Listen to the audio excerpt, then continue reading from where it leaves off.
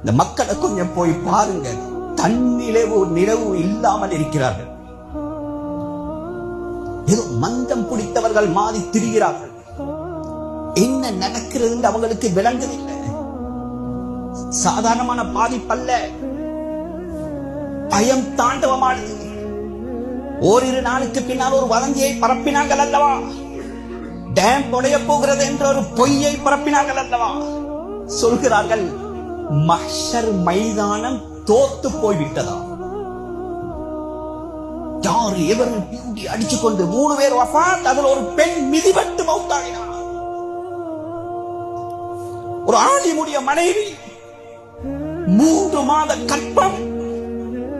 அந்த திணறி அடித்துக் கொண்டு ஓடுகின்ற நேரத்தில் ஒரு வீலுக்கு பட்டு அப்படியே சுருண்டு விழுந்துட்டு வைத்தியசாலை.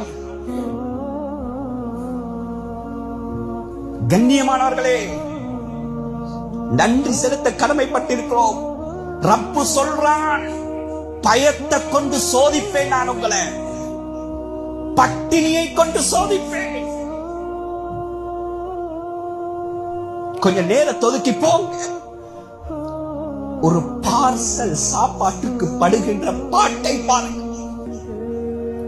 கோடீஸ்வரர் என்னுடைய நண்பர் கொழும்பில் இருக்கிறார். புத்தளத்தை சேர்ந்தவர், மன்னாரை சேர்ந்தவர். 3 நாள் பஸ்ல அவர் ஒரு ஃபத்வா கேட்கறதுக்கு எனக்கு தொடர்பு கொண்டார்.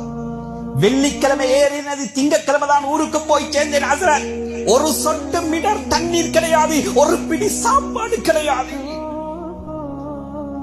சொல்கிறாரு, ஹஸ்ரத், போகின்ற நேரத்தில் சில கடைகள் மூடி இருந்தது. பசியுடைய அகோரம். பஸ்ஸில் இருக்கிறவர்கள் கடைகளை உடைத்து அந்த பிஸ்கட்டுகளையும் சாமங்களையும் எடுத்து சாப்பிட்டார்கள். சிலர்கள் கொத்துமி அந்த நூடில்ஸ் இருக்கிறது, அதை உடைத்து பச்சையாக சாப்பிட்டார்கள். பசி. இன்னொரு இடத்துல ஹஜ்ரத் ஒரு இடத்துல நிறுத்தினார்கள். தென்னை மரம் இருந்தது. அந்த தென்னை மரத்தில் ஏறி தேங்காயை பித்து உரித்து உடைத்து சாப்பிட்டார்கள். என்னால் தாங்க முடியல ஹஜ்ரத், அந்த தேங்காய் துண்டு ஒன்றை சாப்பிட்டேன். அந்த தேங்காய் துண்டு ஹலாலா ஹராமா? சுபஹான். சொன்ன வார்த்தை என்ன தெரியுமா? பெரிய கோடீஸ்வரர். ஹஜ்ரத், அன்றைக்கு உணர்ந்தேன், 1 மீட்டர் தண்ணீருடைய பொறுமதியும் 1 பிடி சாப்பாடுடைய பொறுமதியும் ஏழைகள் படுகின்ற கஷ்டத்துடைய அகோரத்தையும் அன்று உணர்ந்தேன் என்றார்.